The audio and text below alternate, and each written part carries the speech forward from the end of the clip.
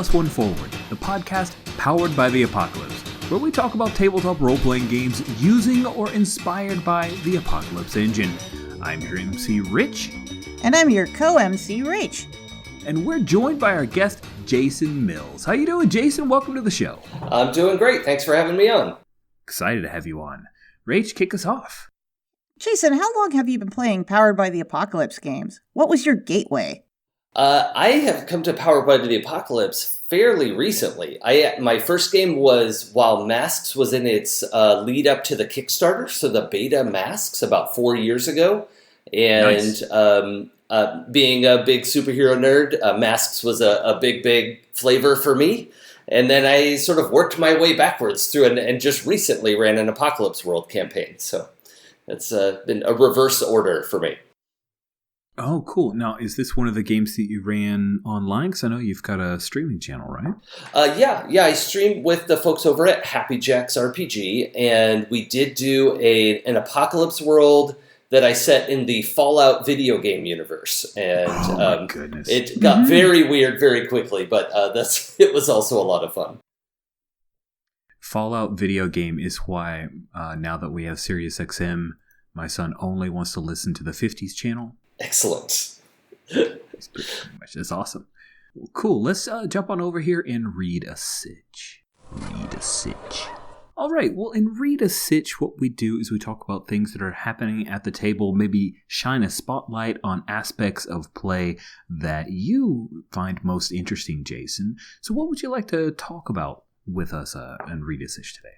Oh, one of the things I've spent a lot of time thinking about lately is being able to represent religions and systems of belief, and being able to have things like that at the table and be respectful, even when you have something like D&D and it has all these sort of D&D religions baked into it. It has many of them have kind of allusions to real world religions, and then in a game like Demigods, there is just literal real world religions to get in there and play around with.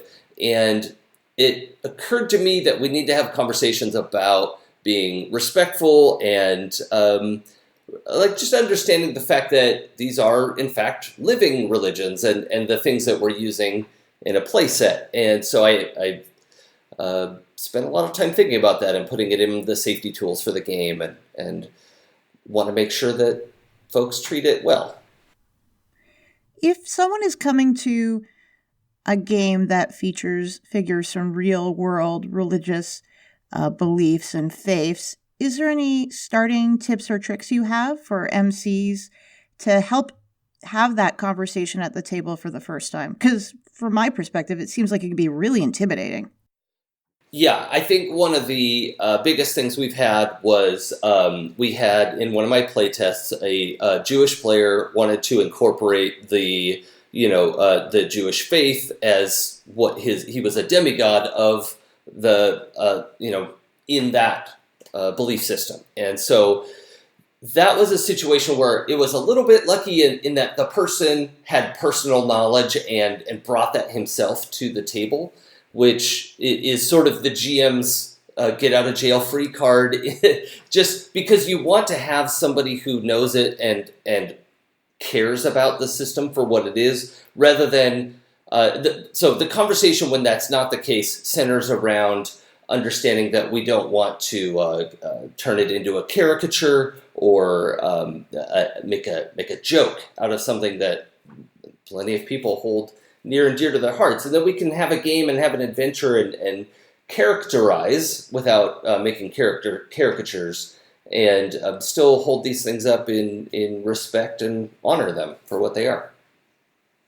And your direct question, how can the GM help prepare for that? The best tool I've had is asking ahead of time. If folks know what kind of deities they want to play, you can do a little bit of research, have a pre-game conversation. That I found has diffused 99% of what could come up at a game table.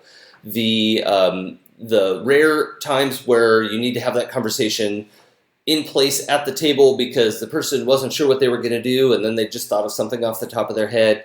I think it's okay also to have some of that conversation right there with the table so everyone knows, and it's just like talking about any safety tool, which is just should be standard prep for any game these days, saying, with your lines and your veils, how do we want these things to be represented, and understanding that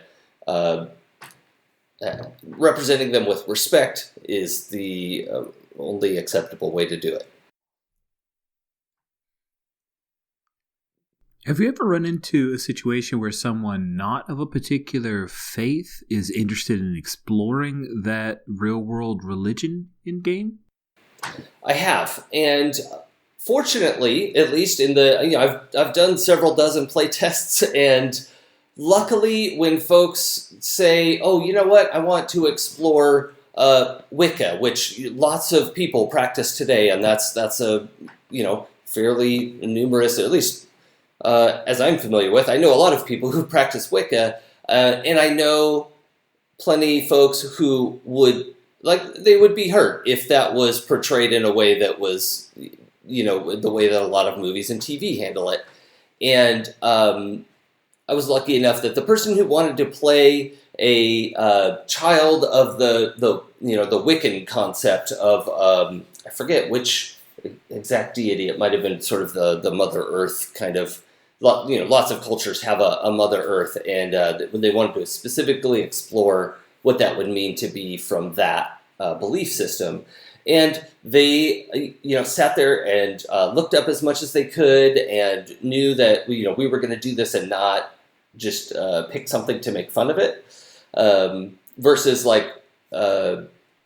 if somebody wants to come to the table. I've had somebody play the daughter of a Cthulhu god, where there's a lot more room to flex and be silly, where she was saying, I'm the daughter of a Cthulhu god, but I don't like that Cthulhu god, so I'm in rebellion, or she even described it as being on Cthulhu Rumspringa to go out in the world and get away from her cult a little bit. So there are a lot of different ways to address that in whatever game it is, and I really hope folks will take the time to have that conversation. I also know most of my closest friends are atheist, and sometimes the biggest conversation I have is with folks who don't have a belief system, and usually those are the folks who have the least problem with people exploring and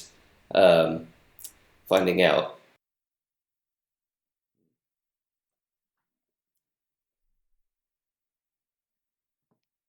Trying to think of any other questions to ask. Sorry. Yeah, I'm not even sure that last was super valuable. I mean, my answer to it. Sorry. Did you have any other questions? I've got one. I'm just thinking of the right way to phrase it to see if it has any traction. Okay. Well, I can help you. Oh, I think it's like, have you found that exploring different faiths has changed your opinions or something like that? But I'm just trying to think of mostly it's just like my personal experiences having I've seen it backfire as someone who's a former Mormon who had to deal with dogs in the vineyard very early.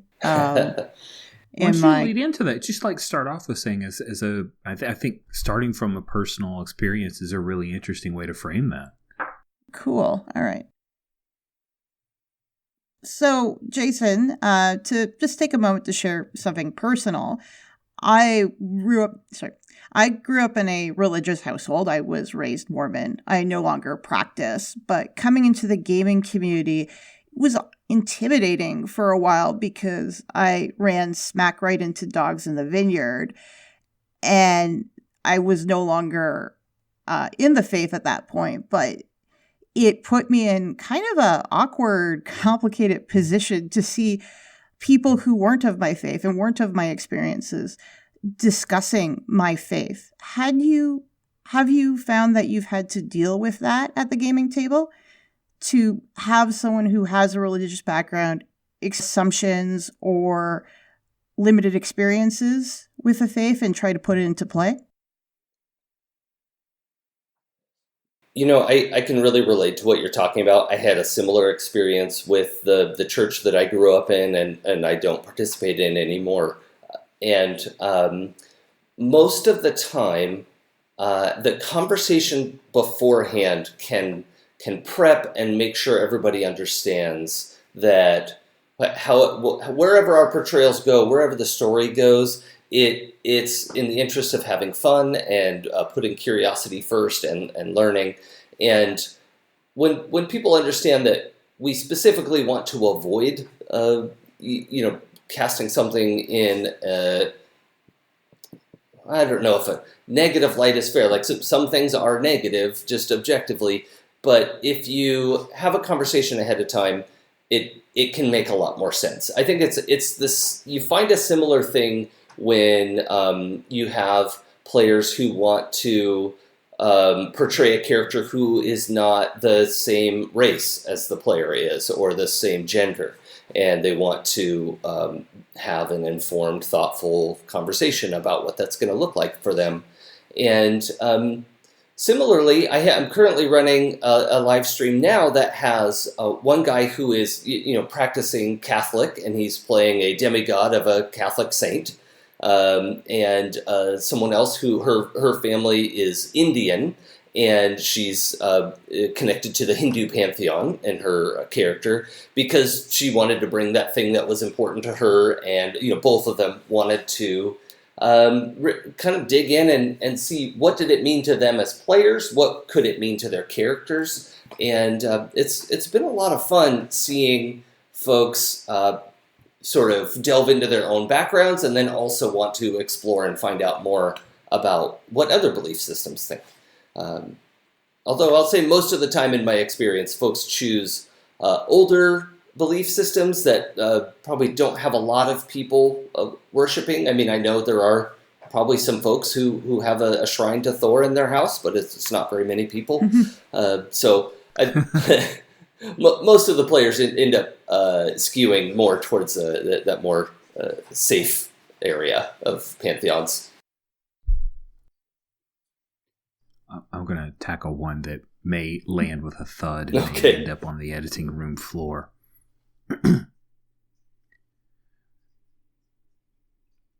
So, Jason, if I'm a player coming in and I happen to be religious and I don't, I'm interested in exploring it in my head, but I don't really trust the people at the table, would you recommend that I just kind of X-card it out and don't deal with it if I don't have that trust? Say I'm at a convention and I don't know or don't trust the people that are there, and when we first explore it, they seem a little, jokey about it, or it's just some kind of weird feeling. You guys should just nope out of it and jump to Greek mythology or something else that's really ancient, or would you recommend that I push through?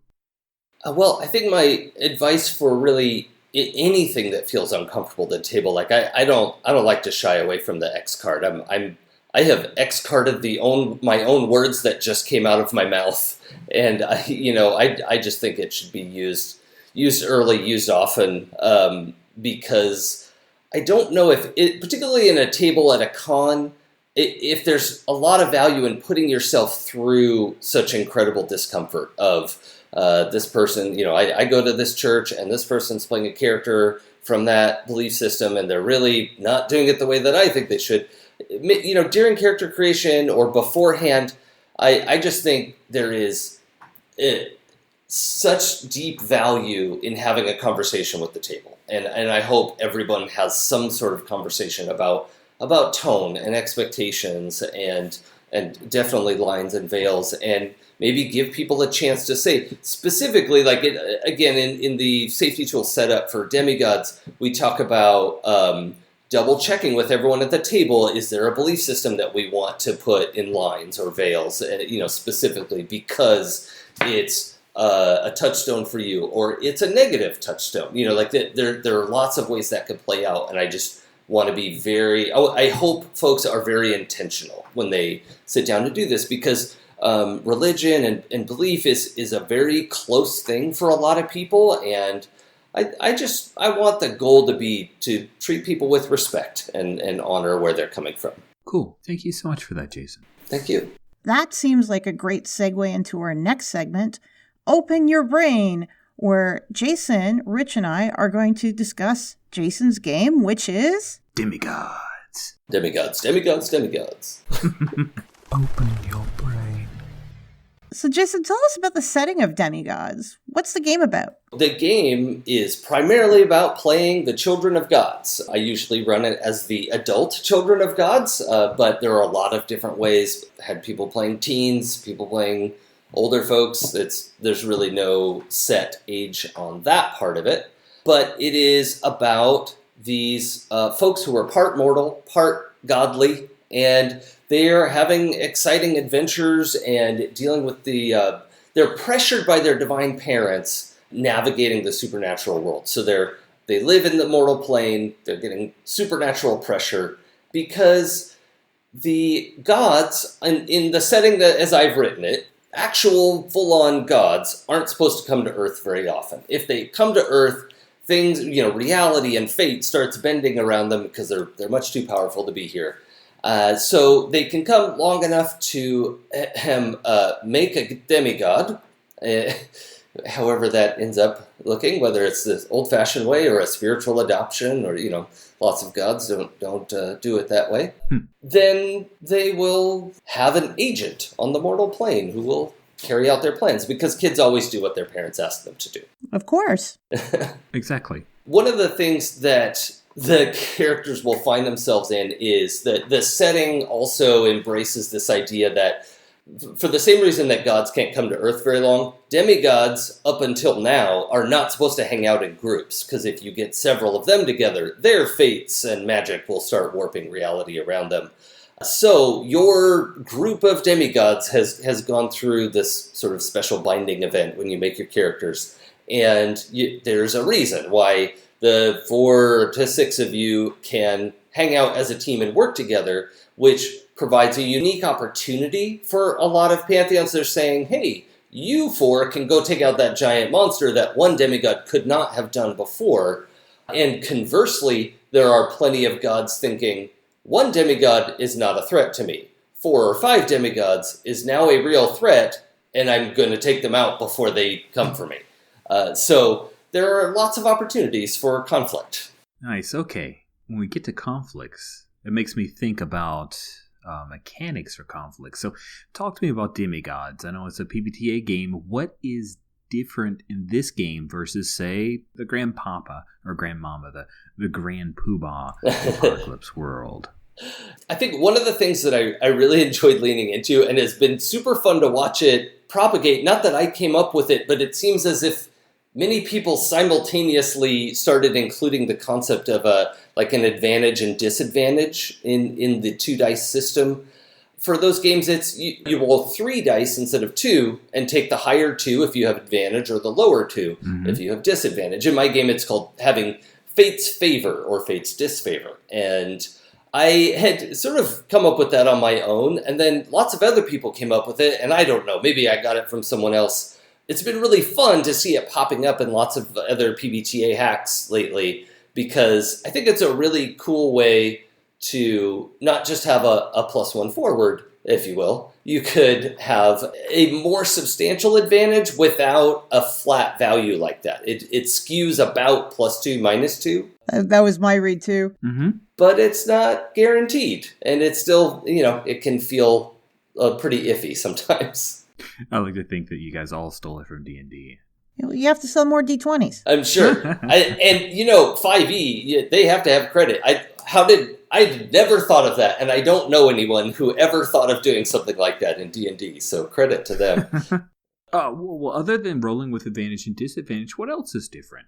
I figure there's got to be more, right? Tell us more. I've got a few little gems in there. One of my favorite things about the game is I spent a lot of time thinking about heroes, epic heroes and demigods, and what happens when they get killed. And most often in stories, that's not the end of their story. They get killed, and then they go to an underworld or an afterlife, and their story continues, and they have to deal with that. So I have incorporated here a death move. Every playbook has its own unique death move, and it is the thing you can do while the rest of your weave, your party of demigods, are trying to rescue the rest of your spirit from whatever afterlife it went to.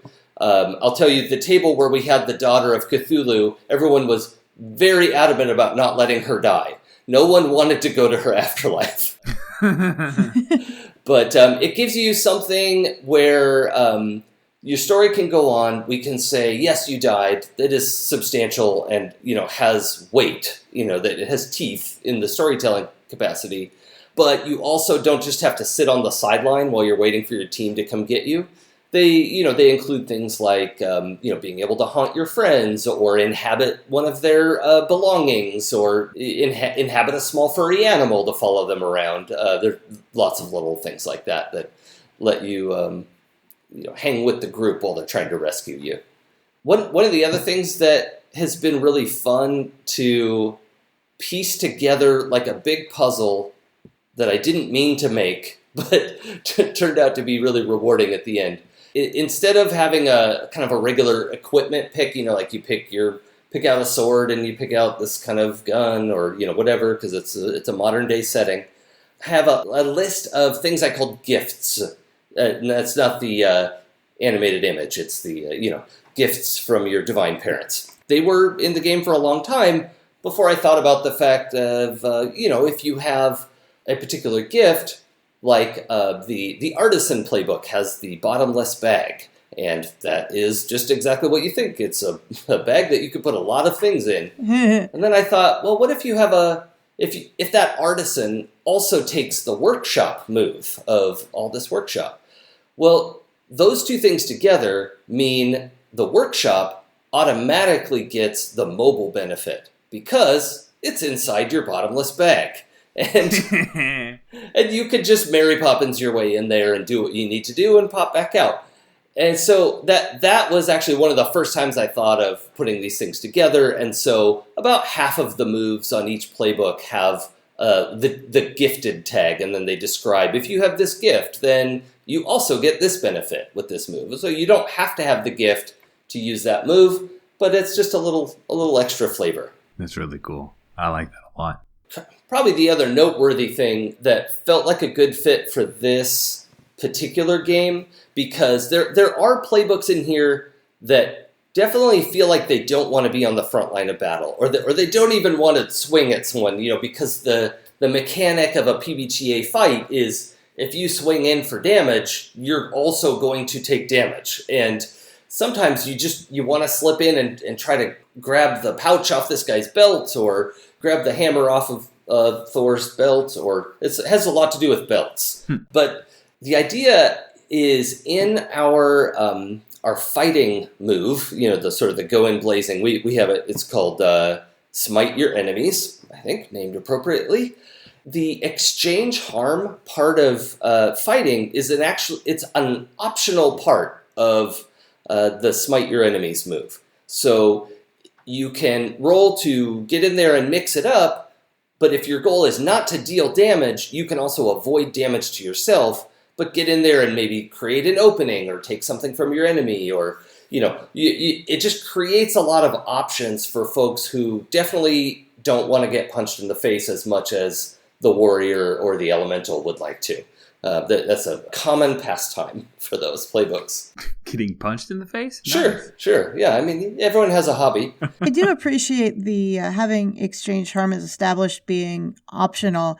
I was recently at a convention running a Powered by the Apocalypse game, and that concept threw some of my players through a loop. Like, they weren't expecting exchange harm as established. They're like, oh, for me to punch this guy, I have to get punched. I can't go up and interact with him using this mechanic. And I was like, well, no. So I like that there's some flexibility there. Yeah, I really like how exchange harm works in most PBTA games, because the MC isn't swinging, isn't rolling dice. The opportunity to do something is when you engage the player, when the player engages. And so I think in a lot of cases, it's definitely the right thing to do. But then in most of those games, they also have some similar move that is about like doing something aggressively, but not with the purpose of doing harm. And I wanted to see if I could make one move trimmed down well enough that did both moves' jobs. Nice. So, Jason, the big question, what's your favorite move and why? Oh boy. Okay. I'm sorry. I have to take a quick two-parter. My favorite playbook move was not even named by me, the epic Polyarmory of the Warrior playbook. My friend Tappy, shout out to him. I had the idea of what the move does, and I was completely out to see how to name it, and he tossed that out on his first try, and I'll be furious with him forever for being perfect. So that move is you can pick up any weapon or any object, and it's a weapon in your hands. Just everything is your armory. So that's just a fun one. My official answer is, I think, the Bend Fate basic move, and it can do a couple things by itself. It's really when what you want to do is weird and doesn't fit in with any of your playbook moves, or it's not fighting or trying to do something under pressure.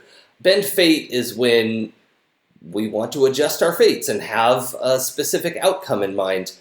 And it also allows us to say, okay, we have these gifts.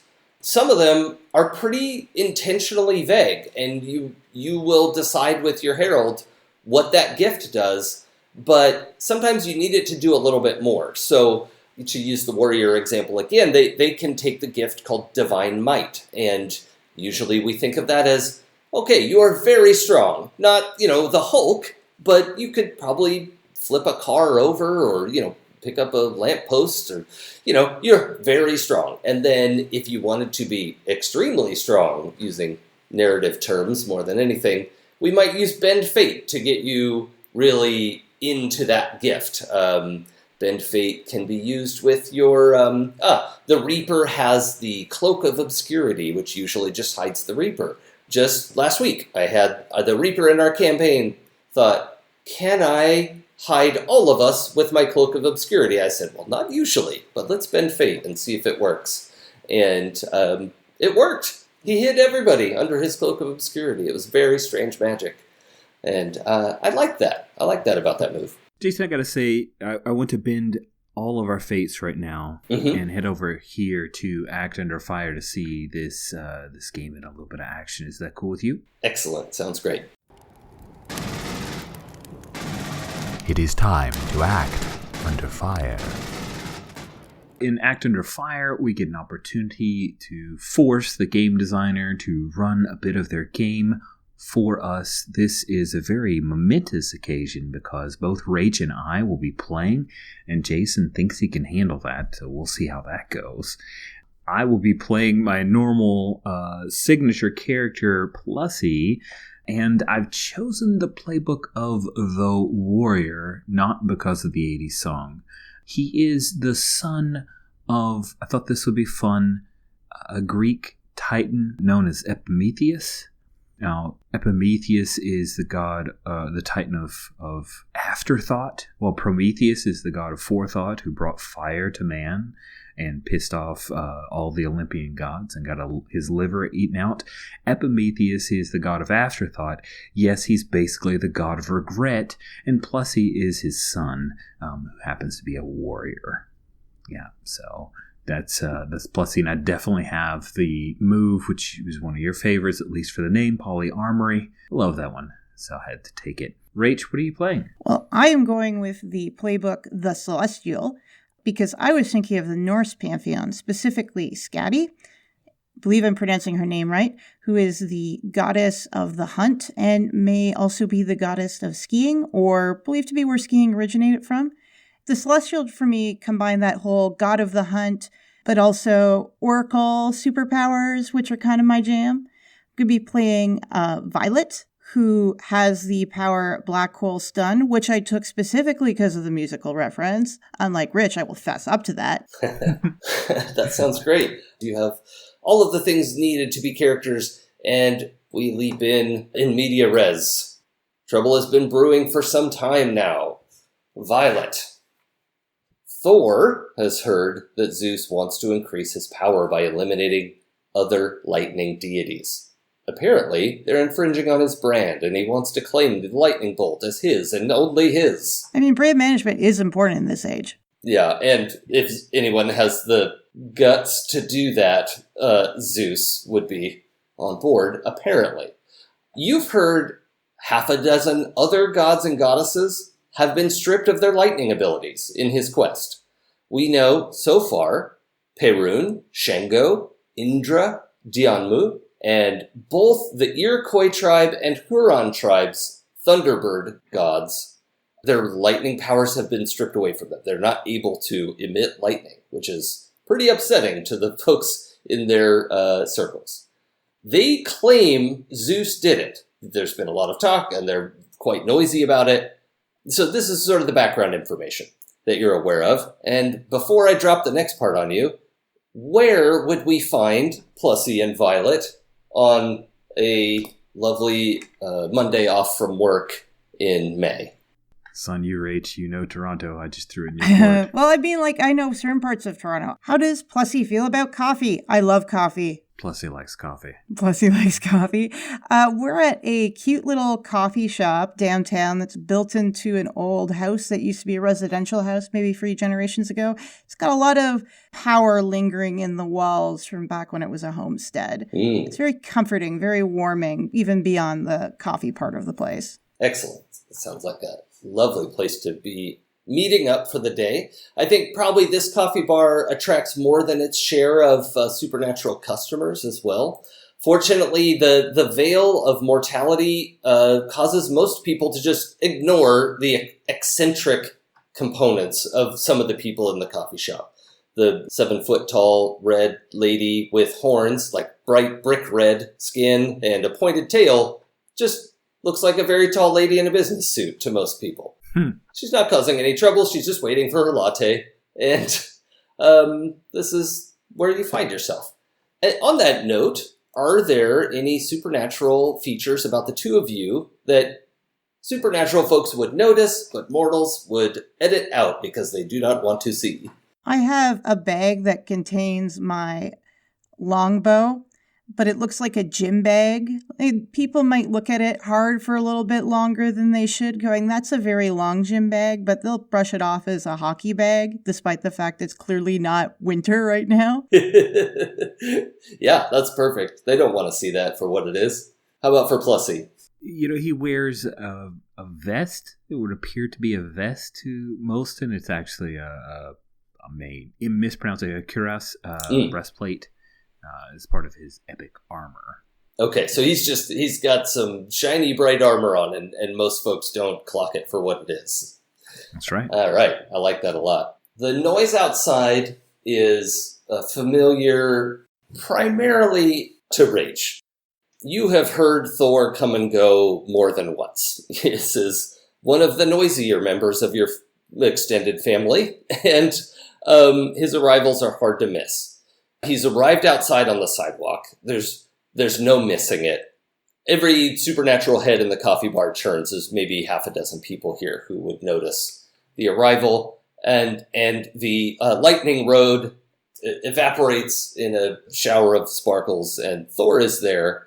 Interestingly enough, Thor is joined by Hermes, a much smaller god who is known for not being physically imposing and seems to be walking with Thor in the way that when your dog wants to go one way and you want to go the other way, this is how they're walking together. Thor's opinion of where they should go is winning, and basically he drags Hermes into the coffee shop with him.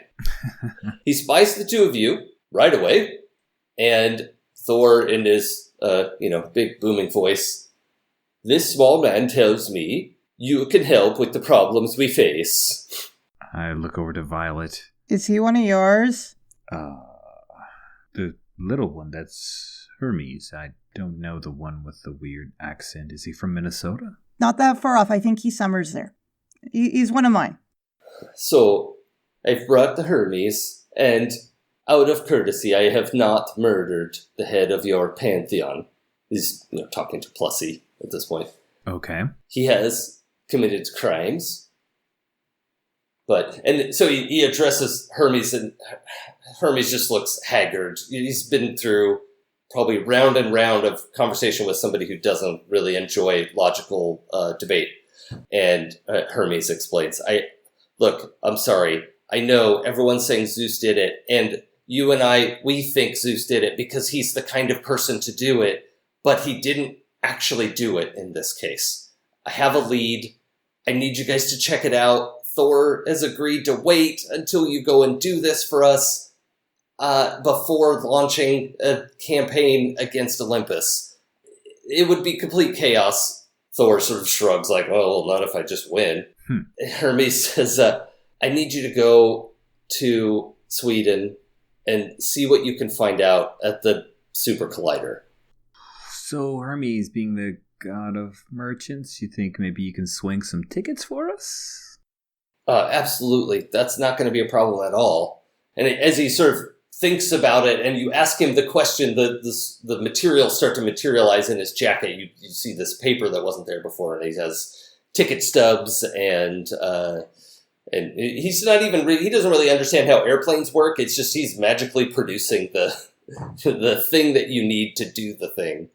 He says, we don't have much time, and he just sort of gives Thor a side eye, like, I don't really know how much time we have, but we can't intervene. It seems like one of the science gods has done something, but we can't prove it. And accusing them always creates a problem. Can you go? Do you got any documentation backing up your claims? I mean, you produced some tickets. You got some papers?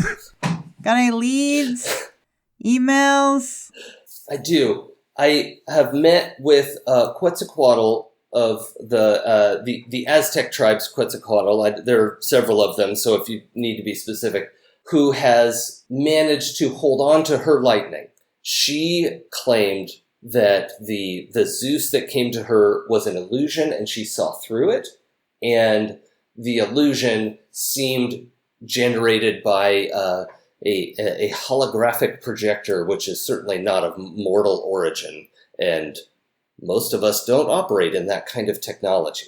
So, our best guess is that the science pantheon has once again decided to wade into these politics that they don't know anything about, and we have picked up a great deal of energy coming from the Large Hadron Collider in Sweden. We'll go check it out, but if it turns out that it's just your inevitable doom, I'm not sure what we can do. I mean, we could break it, but they'll just build another. True, but perhaps the lightning gods will be more on their guard next time. You have to learn lessons the hard way. I mean, isn't that part of everyone's mythology? Yeah, almost nobody does it the easy way. That is true. He's just looks up at Thor, couple feet taller than him. So do we do a screen wipe, and where's all of a sudden? We could do the map with the dotted line going across it Yes. Make your way over to Sweden. You make your way through the various places you need to go to and find yourself outside the gated front of where the Large Hadron Collider is kept. It's deep underground from here, but here we are. How would you like to go in? You know, Violet, I really do think this is the whole inevitable doom thing, but maybe this will calm them down and help them to accept what's coming. I don't know. Should we check this out from here? I think Violet's got a pair of binoculars, and she makes a comment along the lines of, I mean, I guess when gods get old enough, they get obsessed with doom and cling to the idea that doom has to be avoided. I don't know. Do you see anything from here? She offers her pair of binoculars to Plessy. I'll take a look. Let's see if I can read the weave, maybe? Yeah, it sounds like somebody would like to read the weave. All right. Well, I happen to have, since this is +1 forward, I'll have a +1 in judgment. Perfect. I have rolled a 4 and a 6 with +1. That makes it an 11, which means I get 3 questions from the appropriate list. So I'm taking a look at the read a place. And I think since we're working together, if you want to steal one of those rates for Violet, that would be great. How does this place factor into our weave? Will probably be the first one to go with there. Sure. This place factors into your weave by being essentially a linchpin. This is you can see the kind of the potentiality spreading out from here. You can tell me if I'm wrong. I think Plussy, as the warrior, may not be very accustomed to looking into the weave as every possible future unfolds before him. But the image is that this place is the linchpin. This is the place where everything changes. Your weave either ends here or goes forward as epic heroes. This is a turning point in your fate. Wow. Did you have one that Violet wanted to ask? Oh, definitely. How do we get into this place? There are several options. The gate would certainly work. There's people driving up in jeeps and all that. But assuming Demigods would like to be somewhat more surreptitious than that, well, no, it's up to you. You could certainly try to bald-face your way past the guard at the gate. But that's one option. But also in your searching around and getting a feel, and also understanding, the Read the Weave move is kind of inherently supernatural in nature. This is not just looking around with your plain old eyeballs. You have a sense that there are vents and service ducts about a half mile around the other side of the building that you'd probably be able to get into the building undetected if you could make your way through there. Well, hey, let me see if I can cut to the chase with this question. Who owns this place? The ownership has a whole pile of governmental nonsense attached to it, but as you are looking into the true nature of things, you can see this is one of the places. Many pantheons have a place on Earth where they can come back and forth a little bit more easily, or have demigods come and commune with the gods of that pantheon and have longer conversations than usual. The Large Hadron Collider appears to be the primary go-between for the relatively recent science pantheon. Do you think you would know much about the science pantheon? My knee-jerk reaction is, no. I know the sports pantheon. I mean, we get along Sure. pretty well. He's not very sciencey. There has been some kerfuffle. I think it's at least at the level where you would have heard some things, and some of the science pantheon is thought of as antagonistic. Some of it is benign and just want to live their lives. But if this is the place where people can, demigods can come and commune with the science pantheon, then it's possible that this could be a pretty hairy adventure of getting to meet the gods themselves. Fun. And also probably dangerous and terrifying, just for the record. Hey, Plussy, do you know what the worshippers of the science pantheon wear? I think it might be lab coats. Should we get lab coats for our disguises? Lab coats, I like it, yeah. I don't know if I can find one to fit over my armor, but let's do it. Oh, epic armor is surprisingly malleable. All right, so you have infiltrated through the surreptitious vents. You have acquired your lab coats. You have been making your way around the facility and trying to determine what is going on. As you approach the actual Collider facility itself, the incredible, overwhelming, supernatural forces coming off of this is immediately noticeable. All the mortal scientists working here would have no idea. It's not something they would pick up on. But it's almost as if you're walking up to this ring, it's this giant ring of equipment buried underground, and it is just pulsing with energy. And you have options to explore around the middle there. We could pop open the Collider and see what's inside of it. What would you like to do? Is there any mortals clearly around? Like someone who we can definitely sense is mortal? Yeah, the lab techs who are in the main office, and also some of the techs who are serving the pipes and electronics and all the things running through the hallways that go around the Collider equipment. I'm going to go look for one that's sort of sitting out in the, not in the open, but kind of working on some stuff by himself or herself? Mm-hmm. Is there anyone who clearly stands out as someone who is an easy target? Yeah. Dr. Prana, she has her name tag on. She has a clipboard and is looking over the shoulder of a tech.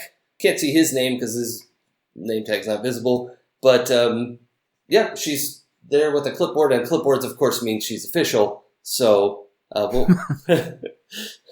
Dr. Prana, I wonder if you just have a few moments for some quick questions, Violet says.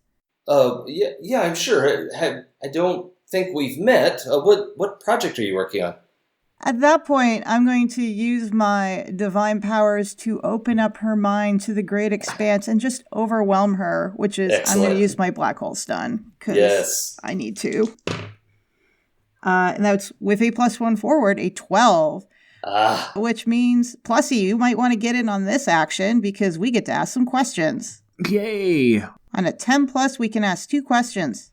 Yeah, not from any list, I believe it is. Just any 2 questions. anything you can think of. That's powerful. First question I could think of is, how do we stop this collider's involvement with the weave? There's a kind of a twofold answer here. So the tech, hearing your question, it's clear that she doesn't 100% understand what you're asking. Mm-hmm. But then in what is definitely not her original voice, she says, "You're bound to this place. Your weave is tied here. You cannot go forward without disentangling your fate." She's sort of like an echoey vibrato voice that was not her original. And at the same time, her eyes are glassy. The tech in front of her just slumped right over, just like the shrapnel of Violet's magic. The tech just passed right out. He didn't want to deal with that. Then I guess the next question is obvious to Violet, which is, so who's talking to us right now? Who's really talking to us? Excellent. I am the collector. Probably the easiest explanation is that I am electricity and magnetism. And he has like kind of a weird switch in voices. And this woman is not transformed, but overtaken with an image sort of like the idea of a Loa riding a mortal or a servant of the Loa. And the androgynous form of this being with 2 faces, so sort of 2 faces on the diagonal, and a lot of other things is sort of like, rippling a light around them, says, "I am collecting the sparks to build into one properly made machine. These are not being used to their most potential. I will fix them." Yeah, we gotta say a hard no on that one. Well, good luck stopping me. My research is nearly complete, and then you won't be able to separate one spark from the other. Pull out my big axe and look over the Hadron Collider. I like to see it stand up to the big axe, is all I'm thinking right now. Get the server! The server! Okay, cool. So there's a waiter in here somewhere, I say? Oh, God. Just kidding. All right. Yeah, I'm going to try to break the Hadron Collider. Okay. I assume you're attacking the electronics? Yes. Okay. I'm attacking the electronics. Yeah, I don't know what the actual control room of the Hadron Collider looks like, but I bet there are a lot of things you could swing an axe at. Just for fun, let's roll Smite Your Enemies. You're certainly not going to miss, even on a 6-, but we'll get a flavor of what exactly is happening. Yeah. 2d6 plus prowess to wade into the fight. Whew, that is a 7. Okay. As you approach the consoles, you slam your axe down, it splits, there's sparks flying everywhere. This two-faced apparition that was taking control of Dr. Prana leaps away from her, and she just drops to the ground unconscious. And she's trying to grab at you, and at the same time, wiring comes bursting out of the control panel and wraps around your axe hand. Yes, you have done great damage, and you can see like the warning of like, oh, emergency shutdown initiated. Like this is very bad, and the collider should shut down. E&M, our good friend E&M, this evil god, is now stuck between, like he has a hold of your shoulder, but is also trying to go over to the panels where maybe he could fix it somehow. Violet, do you have a solution? Oh, well. Plus he is grabbed. You're grappling. Oh, no. Now we have to look at the grapple rules. It's epic bow time. I'm going to whip out my bow and take it aimed at the collector to try to get a read on it in the mess of wires and trying not to hit Plussy this time. What should I roll? Let's roll Smite Your Enemies. So if I had not gone, I could potentially help out here, like using 2d6 plus tangles to boost her roll, right? Right, yeah. The tangles or bonds in the system are the amount that you would add to a help roll. Cool. And, we're just kind of going back and forth, so if a help becomes the right thing to do, we can just do that. That's all right. So I do have one shot, but have we determined that this entity is guilty of something morally repugnant? Well, that's up to you. That you'll have to define that for yourself. However, this entity has stripped at least 6 gods of their epic powers and identity, and I think identity theft is morally repugnant. I'm down with that. So okay. It's going to have some interesting modifiers based on my gifts and what I'm rolling here. So let's roll Smite Your Enemies. Excellent. So that would have been a 7. With one shot, it means that I still hit on a miss. However, I also have Determined Guilt. This creature is temporarily immobilized, for one. Aha. Nice. Okay. What is it? Would you like to describe that? So I get to pick one option otherwise, right? Uh-huh. I'm going to make an opening for an ally. I think the arrow rings true, not in a way that does damage, but manages to pin this creature to the floor, allowing Plussy to get in, an opportunity to get a pretty clear shot in. It can't move, and there's a big opportunity that's presented itself. Yeah, I think that makes a lot of sense. The god's hand on your shoulder, Plussy, was a lot to get out of. The wiring that's grabbing your hand is really not much of a challenge for someone with divine might. Yeah, I think that opening makes a lot of sense, and I have marked down that you hit a god with your epic weapon. Epic weapons deal 4 harm, which in the life of a demigod is more than half your health. Gods tend to have a little bit more than that, but we'll get there when we get there. Plussy. After Violet has struck such a blow against this weird electricity, magnetism, science god or goddess, I'm not sure here, I think instead of just whacking away, I'll turn my axe to them and use my gift of intimidation and say, now you see what we can do. If you promise to play nice, we won't destroy you.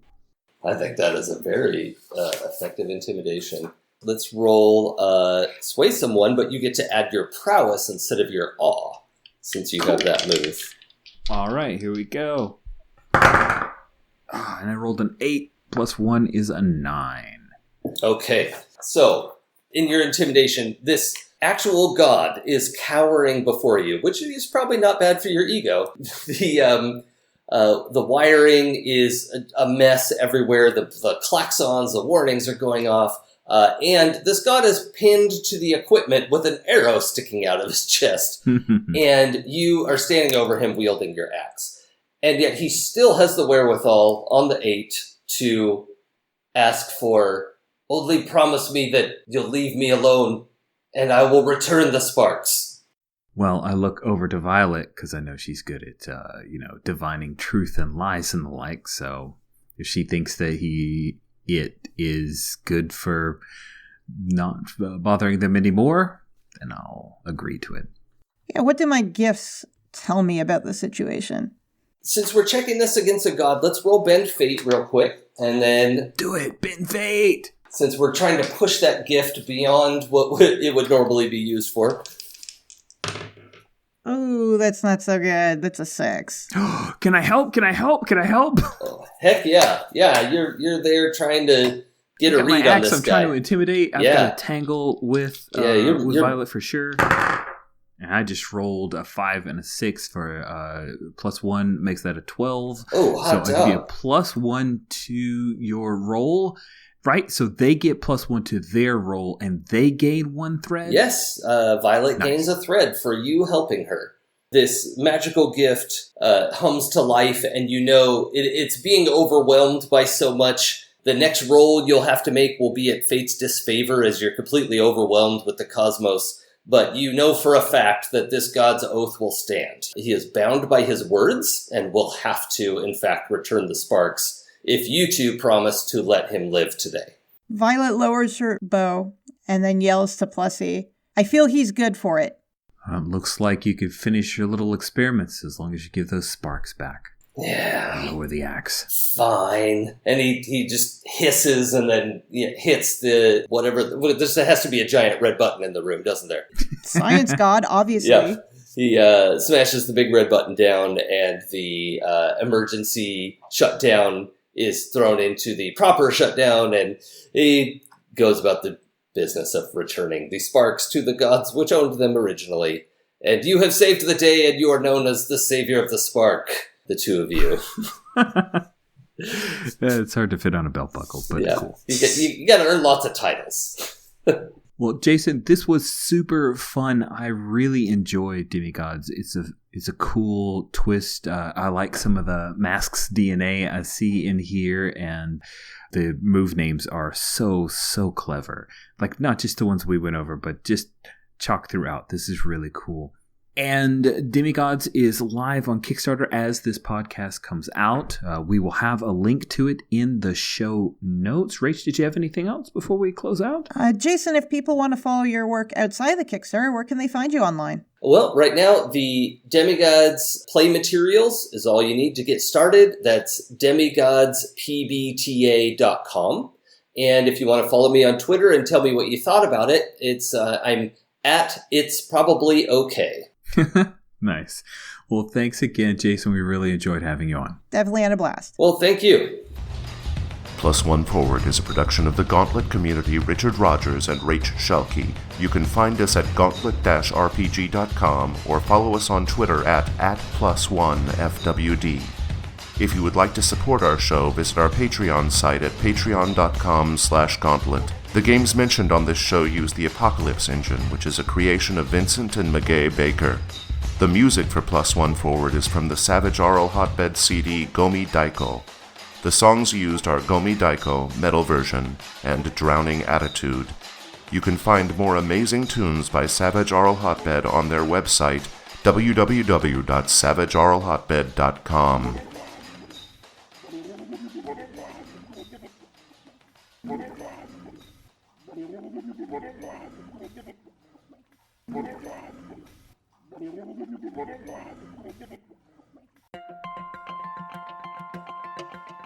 Hello, listeners. Jason here.